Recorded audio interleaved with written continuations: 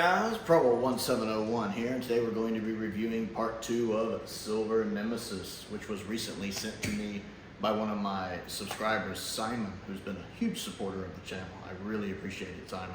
I've been wanting to watch Silver Nemesis again. I've only seen it once, and it was several years ago, so it's been nice to watch it again to see how my thoughts may have changed on it, because I always considered it an underrated story while still not being as good as Remembrance.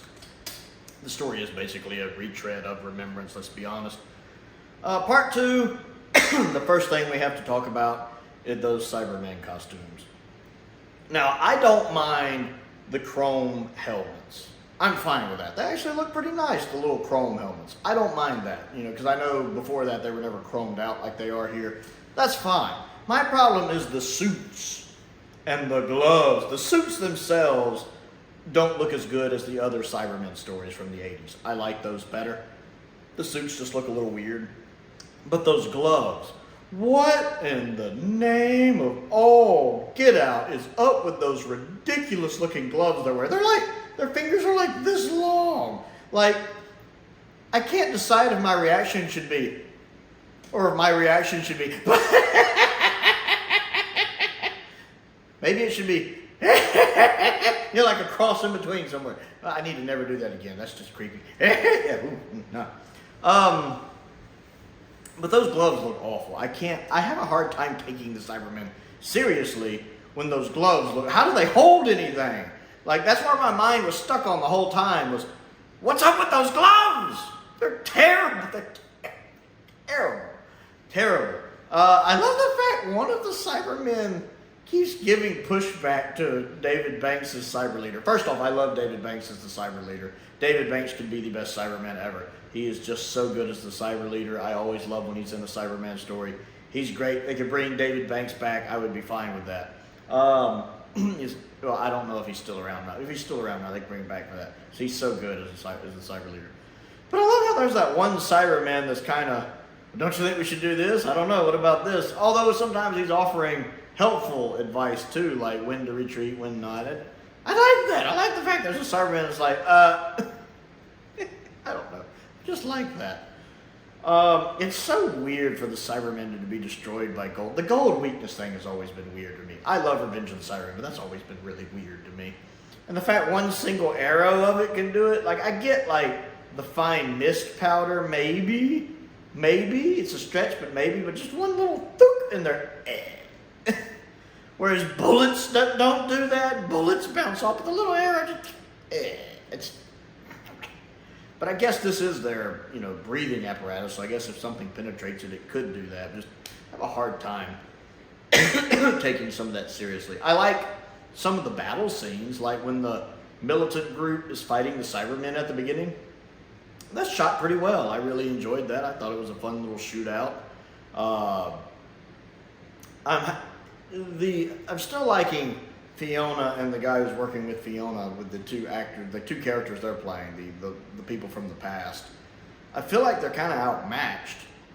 Like, they managed to hold the Cybermen off a little bit with the arrows, but now they've basically run out of arrows, and they've had to run off. They feel like the least threat right now.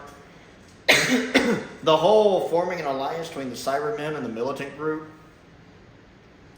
it just feels like that's filler, because they have to both know the other one's going to betray them. It's like, we should form an alliance.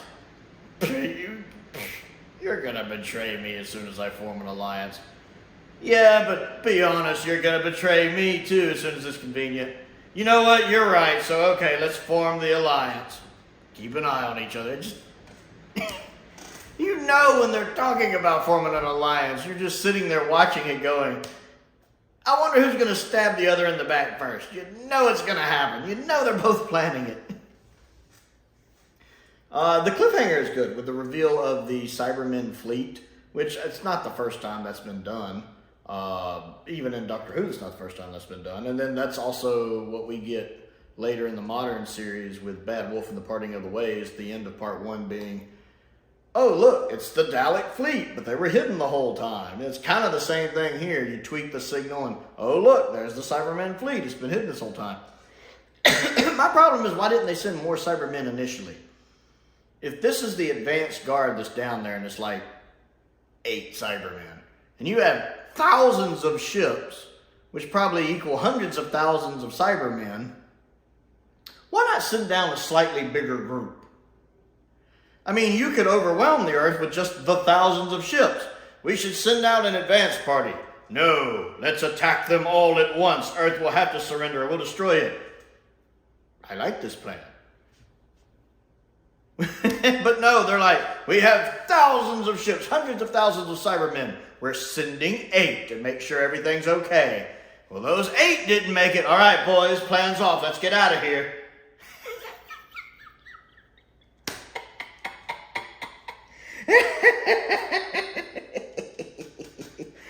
It's like, that's a plot hole so big I could drive a semi-truck through it.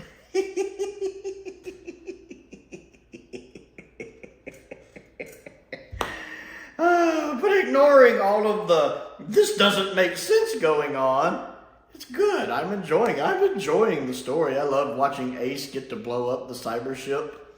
That was cool. I did love the fact, I didn't realize the 2 guys who were trying to assassinate the Doctor and Ace were being controlled by the Cybermen. I mean, I saw they had on the weird headphone things, like the earmuffs, but I did not connect that, and I didn't remember it from my previous watch through until, you know, they get killed, until the Cybermen's like, oh, they failed, our ship got blown up, kill them. I wondered why they just stood there while they were getting killed, but when the Doctor explained to Ace they were already under Cybermen control, they were basically already dead.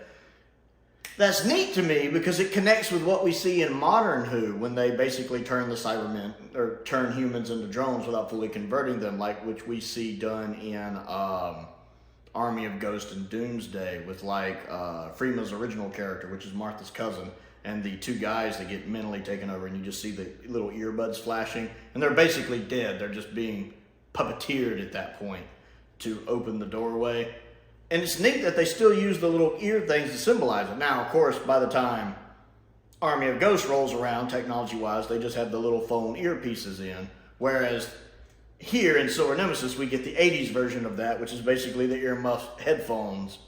But it's kind of the same concept, and I never realized that. I did not realize that. So when I saw that, I'm like, oh, cool, that connects with something later in modern Who. The idea of a human being not being fully converted, but basically being made a drone to follow orders. So I really, really liked that. I really connected with that. It's almost like they remembered seeing Silver Nemesis and put that in the modern series. So that's a really nice way to bridge classic Who to modern Who that I really, really enjoyed. I like when I see classic Who do something. I'm like, oh, modern Who does that. I wonder if they got that from this. So yeah, I enjoyed part 2 overall. Little nitpicks and plot holes aside, it's fun. I think the camera work is good. I'm enjoying it. I'm looking forward to part 3, which will be the final episode, as it's only a 3-parter. So Silver Nemesis part 2. What do you think of it? Also, real quick before I go, the incidental music I finally adjusted to. The incidental music at the beginning of part 2 I wasn't getting into, but by the end of it I was enjoying it. It's like I finally shifted gears into a McCoy story because I had been stuck in Davison mode. I've been watching a lot of Davison stuff with the set just coming out just a couple days ago for me, and I'd watched several Davison stories, so it took me a while to mentally shift gears to a McCoy story because they actually are different in the way they're shot. The incidental music, they're different. They have a different feel to them. So I think I finally got in McCoy mode, in McCoy era mode, and the incidental music got a lot better. So that was my last thoughts on that. Don't forget to click the like button and the subscribe button. I also have a Patreon if you would like to support me that way. There's a link to that down in the description below. I want to give a shout out to some of my top tier patrons, Stephen Crane, Colin Coney, and Finn Perkins. I do appreciate their support, as I do the support of all of my patrons. I have a P.O. box if there's anything you'd like to send me to look at and review. That is how I got this copy of Silver Nemesis. A very big thank you to Simon for sending it. I certainly appreciate it. I have a link to my Amazon wish list down there as well. That has been updated recently, and YouTube memberships are also available, most importantly. Thank you for watching.